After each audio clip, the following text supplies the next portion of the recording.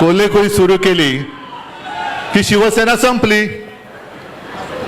उद्धव ठाकरे फिरत नाहीत. मग म्हटलं मी फिरतोच आणि राहिलेली शिवसेना दाखवतोच, तिची ताकदही दाखवतो. आणि एक लक्षात आलेले माझ्या की संजय आता आपण जे बोललात ते हरामखोर गेलेत, नमक हराम गेलेत, पण कट्टर कडवट शिवसेने एक सुद्धा जागचा हल्लेला नाहीये. काही वेळेला काय होतं की चांगल्या गोष्टीला एक नजर लागते. तसा आपला हा वाशिम यवतमाळ जो मतदारसंघ आहे हा पाहिला तर परंपरागत आपल्या शिवसेनेचा भगव्याचा बालेकिल्ला आहे. कारण या वाशिम जिल्ह्याची निर्मितीच हिंदू हृदय सम्राट शिवसेना प्रमुखांनी केली, आपल्याला माहिती असेल. आणि सातत्याने इथून तुम्ही सगळ्यांनी ज्याच्या हातामध्ये भगवा आहे तो आपला व्यक्ती न बघता मतदान केलं. मग आमदार असेल तर आमदार, खासदार असेल तर खासदार तुम्ही निवडून दिलं. पण नजर लागली, मी म्हणतोय ते एवढ्यासाठी की एक 2-4 वर्षापासून गद्दारीची कीड इकडे लागली. आधीच्या होत्या त्यांनी गद्दारी केली, ती गद्दारी गाडून टाकायची म्हणून नवीन बुजगावणं उभं केलं, ते बुजगावण्याने गद्दारी केली. पण आता मात्र गद्दारीला थारा द्यायचा नाही, नमक हरामीला थारा द्यायचा नाही म्हणजे नाही. कारण मी नमक हराम हा शब्द एवढ्यासाठी वापरतोय, मी मुद्दामून बघितलं की नमक हरामी शिवी आहे का? नाहीये. कारण ज्याचं जो उपकार करता असतो त्याचे उपकार विसरून त्याच्याशी जो दगाबाजी करतो तो नमक हराम, तो हरामखोर. आणि तसे सगळे नमक हराम, मेंढ्यापासून सगळे नमक हराम आहेत, हरामखोर आहेत. कारण ज्यानी ज्यानी म्हणजे शिवसेनेनी, शिवसैनिकांनी रक्ताचं पाणी करून, रक्त आटून, स्वतः काही बघितलं नाहीत तुम्ही, ना कधी विधान भवनात आलात ना कधी संसदेत गेलात. पण यांची स्वप्न ही तुमच्यामुळे त्यांनी बघितली, बघू शकले आणि गेले तिकडे. पण हे लुटार एवढे माजलेत, जो उल्लेख आता आणखीन संजय राऊत तुम्ही केलात, राम मंदिरच लुटायला निघाले ते. म्हणजे ज्या वातावरणाने, ज्या एका मुद्द्याने, राम मंदिरच्या मुद्द्याने रथयात्रा काढली होती आडवाणीजींनी, संपूर्ण देश हिंदुत्वमय करून टाकला. मंदिर वही बनाएंगे. अरे बाबरी पाडली तेव्हा शेपट्या घालून पळालेली तुमची अवलादी, हा म्हणजे अंगावर काय आलं तर शेपट्या घालायच्या. ते सगळं गंडांतर होतं, ते शिवसेना प्रमुखाने अंगावर घेतलं होतं. म्हणजे सगळे पळाले होते, एक सुद्धा भाजप. आज 56 वाले छाती इंच, काय 56 इंचाची छातीवाले नामोनिशाण नव्हतं कुठे. मग एक कोणतरी भाजपवाला बोलला होता हे आमचं नाहीच. कसं असणार तुमचं? कारण शौर्य गाजवणं भाजपवाल्याचं कामच नाही. शौर्य आणि भाजप या दोन विरुद्धार्थी शब्द आहेत. आणि शिवसेना प्रमुख गरजले होते की जर हे माझ्या शिवसैनिकांनी केलं असेल तर त्यांचा मला गर्व आहे. पाडण्याचं असं त्यांच्या मते. कारण आडवाणी असतील, अटलजी असतील, हे अच्छा नाही हुआ, ये बुरा हुआ, ये काला दिन था, ते सगळं पाप तुम्ही आमच्या माथी टाकलं. आणि राम मंदिर उभारणीचं जे राम मंदिर यांनी उभारलंच नाही, कोर्टाच्या निर्देशाने उभारलं गेलं, त्याचं श्रेय घ्यायला मात्र टिकोजीराव तिकडे. पण त्या राम मंदिरासाठी सुद्धा अनेक कारसेवकांनी रक्त सांडलेलं आहे, जीव दिलेले आहेत, जीव गमावलेले आहेत, दंगली घडलेल्या आहेत, अनेक जणांवरती पोलिसांच्या केसेस झालेल्या आहेत. मंदिर वही बनाएंगे, मंदिर वही बनाएंगे. मग शिलापूजन झालं, त्याच्यात सुद्धा शिवसेना प्रमुख, शिवसेना म्हणजे आता जे म्हणतात ना मी फिरलो नाही, तेव्हा शिवसेना प्रमुख जर फिरले नसते तर भाजपला गावातल्या काळ्या कुत्र्याने विचारलं नसतं. आणि अशी हिंदुत्वाची लाट निर्माण झाली, राम मंदिर निर्माण झालं. काय अभिमान वाटला आपल्याला. आणि त्या राम मंदिरावरती दरोडा घालणारे आत्ताचे बाबर आहेत हे. त्या काळी मंदिर पाडलं गेलं होतं, या काळी मंदिर बांधून लुटणारे ही बाबराची अवलाद नाही तर दुसरी कोणाची अवलाद आहे? गद्दारी फक्त उद्धव ठाकरेशी नाही झालेली, गद्दारी फक्त शिवसेनेशी किंवा गद्दारी तुमच्याशी नाही झालेली.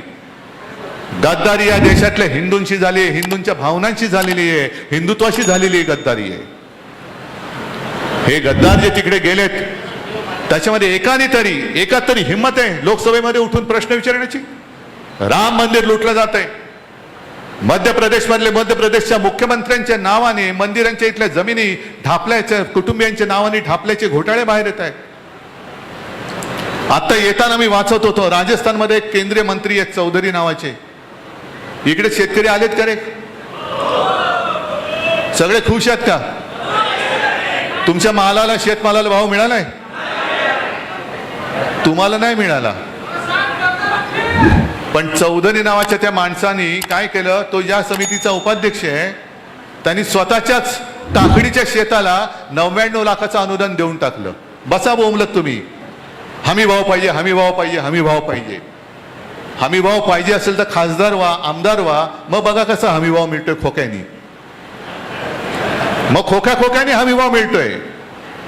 पण त्या चौधरी नावाच्या माणसाने स्वतःच्याच खात्यातनं स्वतःच्याच शेताला काकडीच्या पिकासाठी 99 लाख रुपये अनुदान देऊन टाकलं. याला म्हणतात कोल्हा काकडीला राजी. कोल्हा म्हणजे शूद्र वृत्तीचा माणूस, त्याला काकडी दिला तरी तो आनंदी असतो. सुख किती जरी असलं तरी काकडी दिली तरी चालतं. तसे गद्दार, त्यांना तुमचं प्रेम परवडलं नाही, प्रेम नाही पचलं, पण गद्दारी पचते म्हणून नमक हरामी केले त्यांनी. हा राम मंदिराचा मुद्दा, हिंदुत्वाशी गद्दारी केलेला मुद्दा, आपल्याशी गद्दारी केलेला मुद्दा सोडता येणार नाही, सोडू शकत नाही. आम्ही अस्सल कडवट देशाभिमानी हिंदू आहोत, मराठी आहोत, पण हिंदू आहोत. आमच्या हातात सुद्धा भगवा आहे, छत्रपती शिवरायांचा भगवा आहे. आम्ही सुद्धा जय शिवराय आणि जय श्रीराम बोलतो. पण त्यांचं म्हणजे भाजपचं हिंदुत्व हे भोंदुत्व आहे आणि आमचं हिंदुत्व हे देशाभिमानी हिंदुत्व आहे. आमचं हिंदुत्व हे घर पेटवणारं हिंदुत्व नाही, तर घरातली चूल पेटवणारं हिंदुत्व आहे. आमचं हिंदुत्व हे हृदयात राम, हाताला काम आणि शेतमालाला दाम देणारं आमचं हिंदुत्व आहे. नुसती माती भडकून काही होणार नाहीये. हे इथले जे गेले गद्दार, लोक, माणसाने किती खोटं बोलायचं. तुम्ही म्हणाल तुम्हीच दिला होता, होय माझीच चूक आहे, मीच तुमची माफी मागायला आलेलो आहे, इथल्या मतदारांची माफी मागायला आलेलो आहे. कारण तेव्हा जे आपल्याला डिवचलं गेलं होतं की काय म्हणे तुमचे 18 खासदार मोदींच्या चेहऱ्यावरती निवडून आले. अरे ठेवला चेहरा बाजूला, शिवसेना प्रमुखांचा चेहरा मशाल हातात घेऊन, म्हणजे त्यांनी या नमक हरामानी पक्ष चोरला, निशाणी चोरली, वडीलही चोरले, तरी देखील 9 खासदार तुम्ही हक्काचे आपले मशाल या चिन्हावरती निवडून दिले होते. आणि मला आठवत आहे की मी इथे आलो होतो, जवळपास लोकसभेच्या प्रत्येक मतदारसंघात मी आलो होतो ना, फिरलो होतो ना. निशाणीचा पत्ता नव्हता, कारण निशाणीच आपल्याला अनिल शेवटच्या 15 दिवसात मिळाली. पण मी तुम्हाला उमेदवार सांगत होतो, तुम्ही मागचा पुढचा कसलाही विचार न करता, म्हणजे या माणसाने मागे एकदा गद्दारी केलीच होती, आपल्याशी केलीच होती, आणि मग परत आले. माझ्याकडे ती व्हिडिओ क्लिप आहे, मी आत्ताच्या आधीच्या मेळाव्यात ऐकवली ती. त्याच्यात ते म्युझिक वगैरे म्हणून ती नीट लागत नाही, आवाज येत नाही, पण गदगदलेल्या कंठाने सांगितलं की हिंदू हृदय सम्राट शिवसेना प्रमुख बाळासाहेबांनी सांगितले की जो माणूस संकटात असेल तिकडे जात पात धर्म न बघता त्याच्या मदतीला धावून जा. आणि आज माझी 82 वर्षाची आई, म्हणजे त्यावेळेला ते म्हणालेत, तिनेही सांगितलं की शिवसेनेसोबत जा. मग त्या मुलाखत करती जी महिला आहे तिने सांगितलं, विचारलं तुम्ही गदगदलेत, तुम्ही ठाकरेंसोबत राहणार का? हो मी ठाकरेंसोबतच राहणार. म्हणजे आईच्या नावाने खोटं बोलताय. मी जेव्हा मातोश्रीवरती बैठक बोलवली होती तेव्हा मला आदल्या दिवशी फोन केला, नाही मुलीची सोयरीक जुळते, पाहुणे पाहायला येणार आहेत, तर मी काय करू? म्हटलं काय करणार, थांबा आता, पण व्हिडिओवरनं जॉईन व्हा.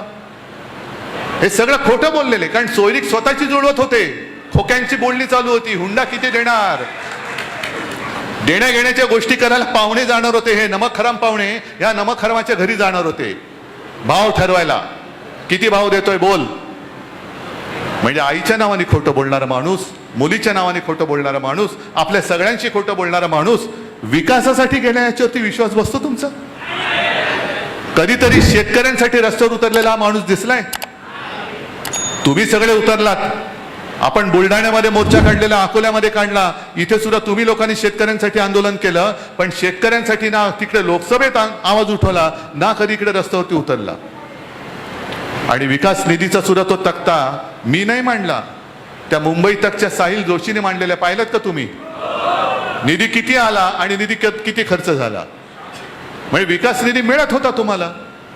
बरं, विकास निधी हेच जर का कारण असेल तर मग असं समजायचं का की याच्या पुढे कोणी भाजपच्या व्यतिरिक्त कोणाला मतच द्यायचं नाही, कारण तिकडे विकासच होणार नाही.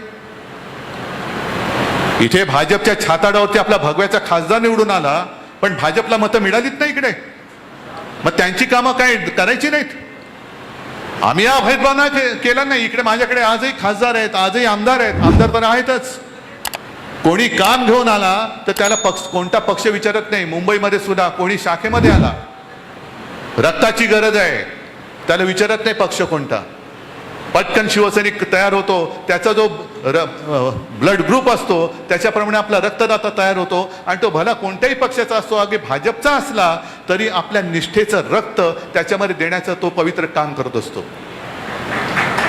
रक्तदान पवित्र काहीतरी आमच्या माध्यमातून 2 थेंब तरी निष्ठेचं रक्त या गद्दारांच्या अंगामध्ये दिलं पाहिजे. आता हा प्रश्न केवळ तुमचा आमचा नाहीये. जे एक लोकसभेच्या वेळेला यांचा प्रचार चालला होता, अबकी बार 400 पार, कारण यांना मूळ म्हणजे संविधान बदलायचंय. यांना ते डिलिमिटेशनचं बिल जे त्या 2/3 बहुमत झालं नव्हतं ते पास करण्यासाठी मग शिवसेना फोड, राष्ट्रवादी फोड, तिकडे तृणमूल फोड, आणखी नुसती फोडाफोडी करायची. शेतकरी आत्महत्या करतोय. यवतमाळ वाशिम हा पट्टा जास्तीत जास्त शेतकऱ्यांनी आत्महत्या केलेल्या आहेत. लाज लज्जा शरम राज्यकर्त्यांना कोणाला काही राहिलेलं नाहीये. खोकेच्या खोके घेऊन तुम्ही गद्दाराच्या घरी जाताय. अरे सारी लाखाची मदत माझ्या शेतकऱ्याच्या घरात जाऊन का नाही करत तुम्ही? ज्याप्रमाणे आपलं सरकार असतं आपण कर्जमुक्ती केली होती. मी मुक्ती शब्द वापरतोय, कर्जमाफी नाही. माफी ही गुन्हेगाराला द्यायची असते. माझा शेतकरी गुन्हेगार नाही, तो माझा अन्नदाता आहे, त्याला मी मुक्त करेन. माफ करण्याची तर वेळच येत नाही, कारण तो अन्नदाता आहे. कर्जमाफी हा शब्द माझ्याकडे नाहीये. आणि मी अनेक वेळा विचारलेलं आहे, ज्याप्रमाणे कोणती अटीतटीचा सामना न करता 2 वेळा त्या आपले सेवा केंद्र काय जे आहे सरकारचं तिकडे गेल्यानंतर शेतकऱ्याच्या खात्यात थेट कर्जमाफीचं किंवा कर्जमुक्तीचे पैसे हे जात होते की नव्हते? मग ती कर्जमुक्ती आणि यांची हे कोण मोठे आलेत कर्जमाफी करणारे, कोण तुम्ही? 2019ची कर्जमुक्तीचा लाभ ज्यांना मिळालाय त्यांना ह्या कर्जमाफीचा लाभ मिळणार नाही. काऊन देणार नाही? हे गद्दार उघडणार आहेत तोंड, विचारणार आहेत. जे नमक हराम मिंदे तिकडे बसलेले आहेत ते मुख्यमंत्र्यांना विचारणार आहेत.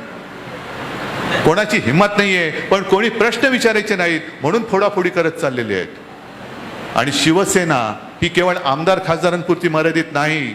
मी आलेलो आहे, मी तुमच्यासह इथल्या सर्व मतदारांची माफी तर मागायला आलेलो आहेच, पण मीच तुम्हाला उमेदवार दिला होता आणि तुम्ही माझ्या शब्दावरती विश्वास ठेवून त्याला निवडून दिला होता, म्हणून ह्या सगळ्या गुन्ह्याची माफी मागायला मी आलेलो आहे. पण आणखीन एका गोष्टीसाठी आलेलो आहे की दुर्दैवाने नमक हराम जरी गेलेला असला तरी मी हललेलो नाही. मी तिथेच उभा आहे. मी तुम्हाला न्याय मिळवून देण्यासाठी कटिबद्ध आहे. मी वचनबद्ध आहे. मी हलणार नाही, मी थकणार नाही, मी खचणार नाही.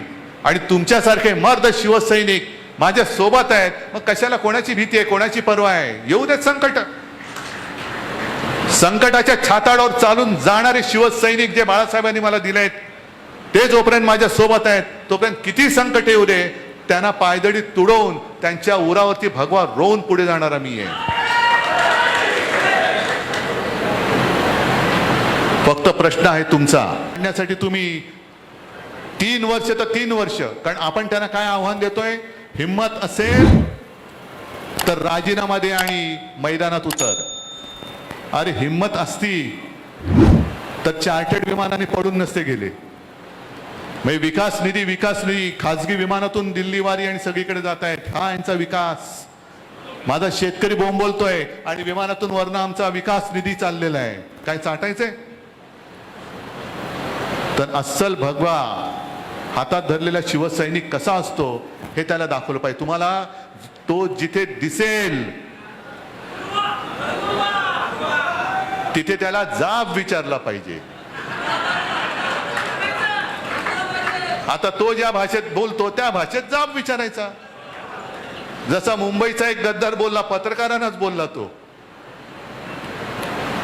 ज्याची जशी भाषा आणि ज्याचं जसं कृत्य असतं तसा जाब कसा विचारायचा तो मी आत येताना नितीन भाऊ तुम्ही सांगत होतात त्याच्यामुळे जाब कसा विचारायचा मी नाही सांगत पण जाब विचारायचा हे तुम्हाला मी नक्की सांगतोय. आहे तयारी?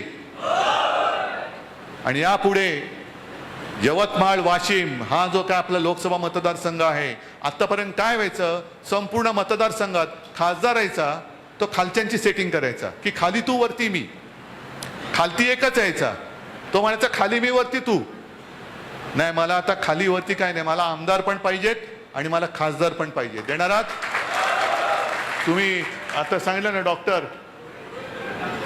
देवळे बरोबर ना गेल्या वेळेला किती मतं पडली 1,04,000 कुठला मतदारसंघ होता वाशिम पुढच्या वेळेला आमदार करण्याची जबाबदारी तुमची आतापासून तयारीला लागा निवडणुकीसाठी जी मांडणी करायची जी बांधणी करायची ती करत राहा आणि त्याच बरोबरीने हा गद्दार जिकडे फिरेल तिथे तिथे त्याला जाब विचारत राहा.